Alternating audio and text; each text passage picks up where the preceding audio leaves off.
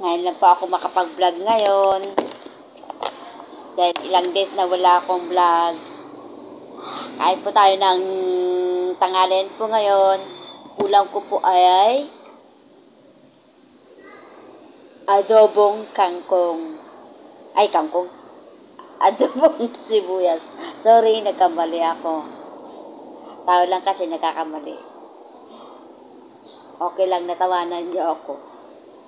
Talagang ganun, hindi maiwasan na magkamali ka talaga. Walang perfecto.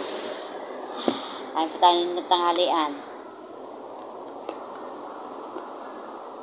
Kayo dyan, nag-uulam po ba kayo ng adobong sibuyas? Ayan o, niluto ko kanina umaga. Ito po ang lunch ko po ngayon.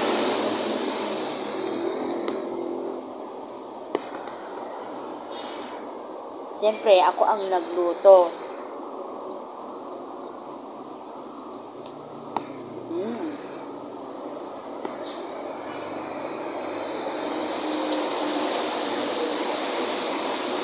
Marami na po kasing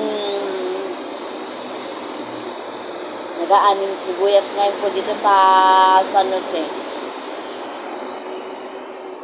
Ewan ko lang kung magkano 1 kilo ngayon.